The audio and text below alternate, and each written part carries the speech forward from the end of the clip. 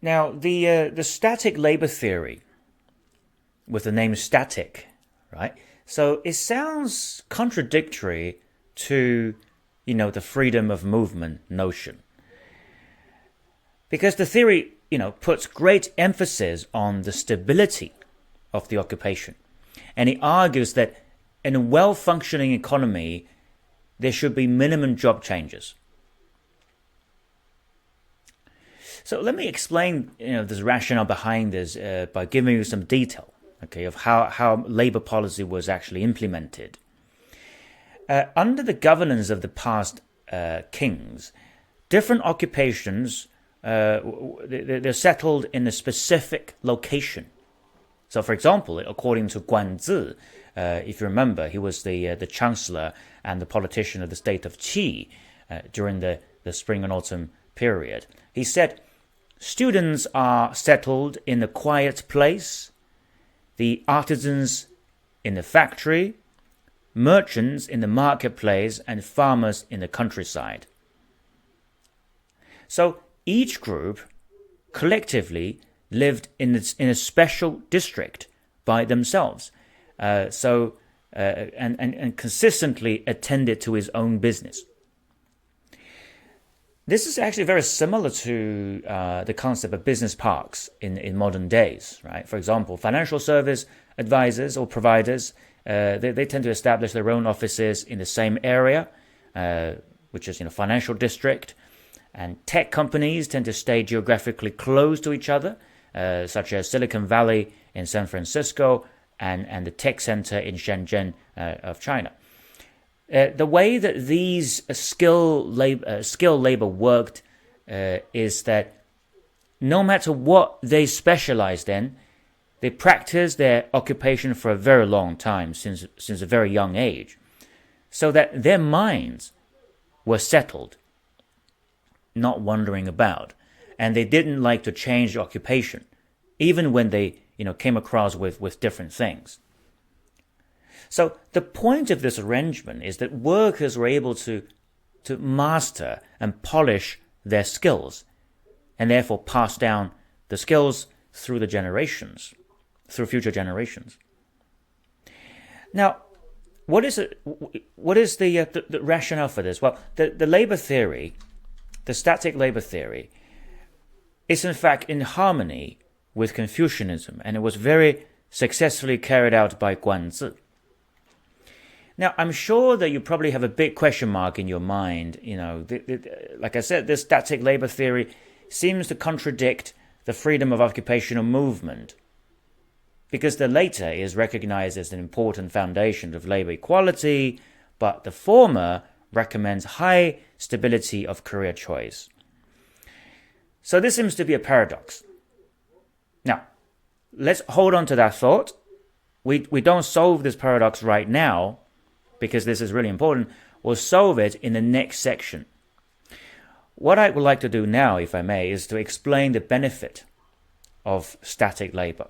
Right? So let's keep that in mind, and we'll come back to it.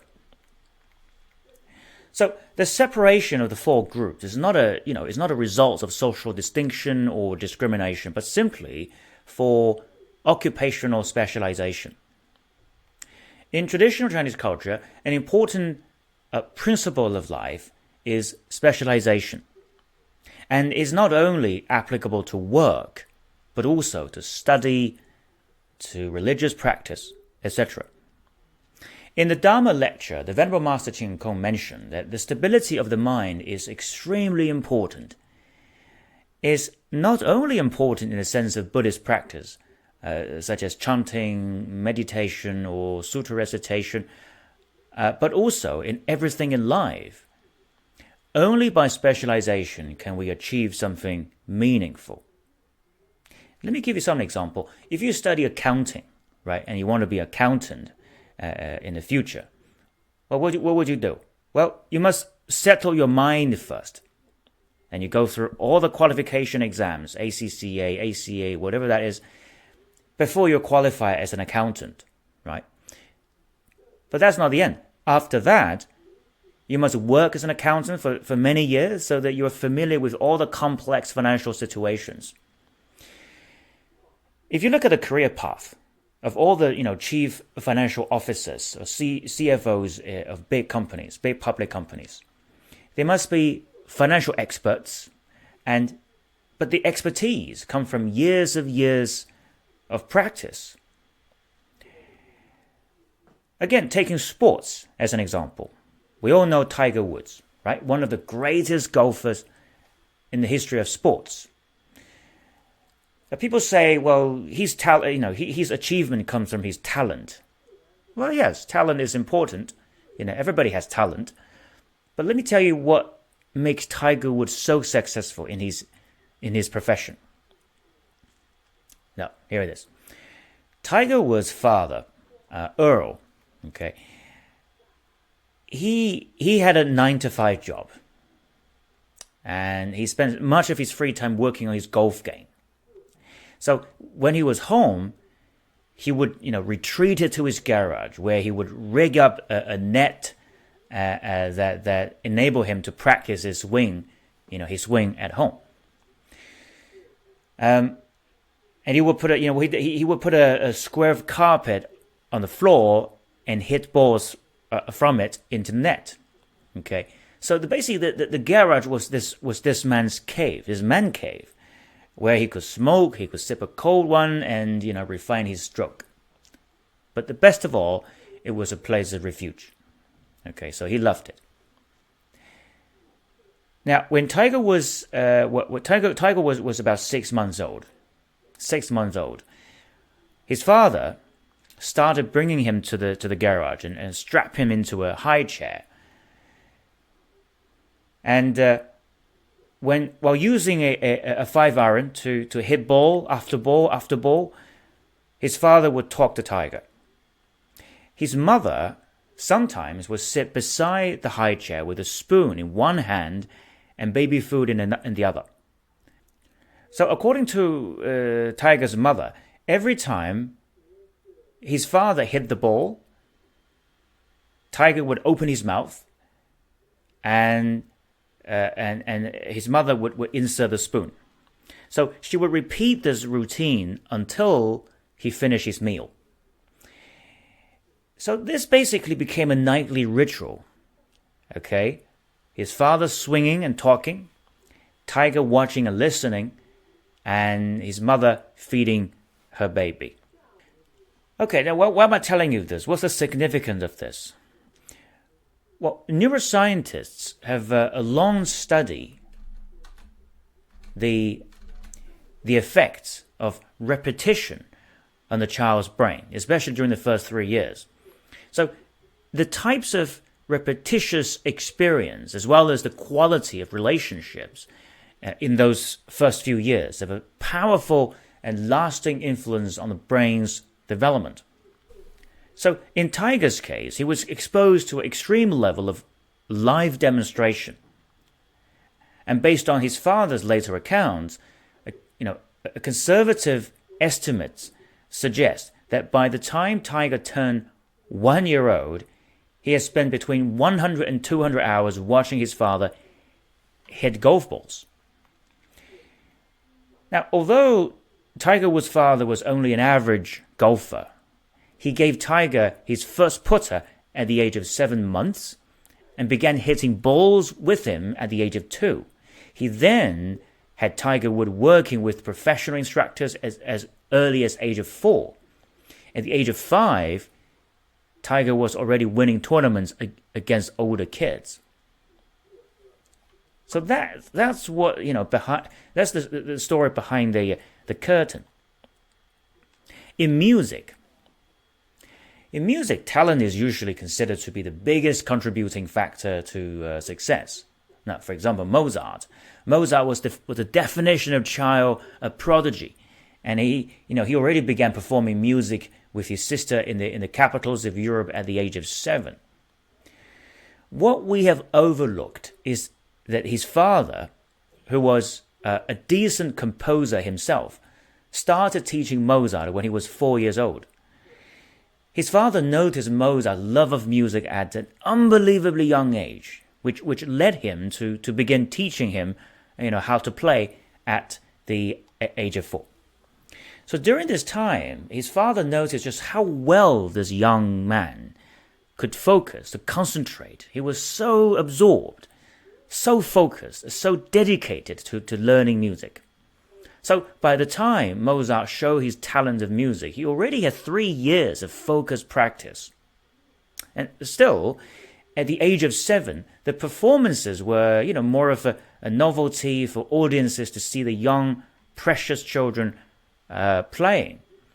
It was not really about the music. In fact, Mozart's first piece of music that is highly regarded didn't come until he was 14, after 10 full years of focused practice.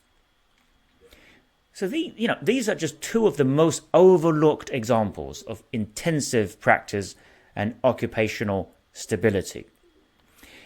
In Buddhist practice, the principle is also specialization, because the human mind naturally suffers from constant wandering thoughts, and so consistent specialization for a long period of time can help the mind to achieve stability. And stability is the precondition of the emergence of wisdom and generation of ability. So the above examples and arguments explain just why occupational specialization is so important for skills development at a personal level. At the same time, according to Guanzi, the specialization also has a time series effect, and that is passing down valuable and precious experience and teaching to the future generations. In the ancient time, the fathers and the sons they were encouraged to engage in the same occupation or the same line of business. This is because by observing the business of the father, the sons would be able to learn from an early age and discuss the experience with the father and brothers, and acquire knowledge of the profession in a very efficient way. For instance, Guanzi said, as the family of officers of the government, they can discuss the ways to fulfill their duty, they discuss about rights and justice, and filial piety. Being brought up in such an environment, younger generation put the teaching of their father into practice easily. As the family of artisans, people learn and understand the cyclical nature of the market demand of different products, skills, quality control, and utility of materials. So the idea is that a person is brought up in an environment of specific skills and knowledge, and he or she would be exposed to the best experience and knowledge from early stage and become a master in this area.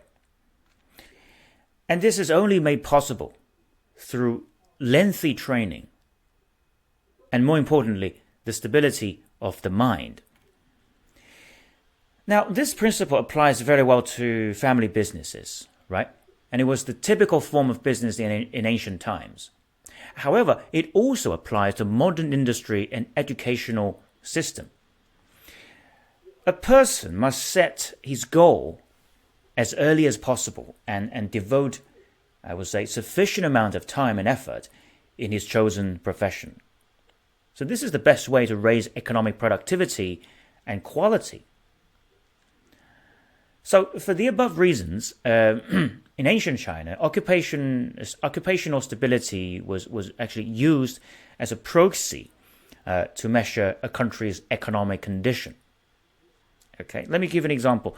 For instance, when the Prime Minister of the state of Chu, Zinan, when he analyzed the economic condition of the state of Jin, he praised the occupational stability. He said, the students of Jin vigorously study their lessons.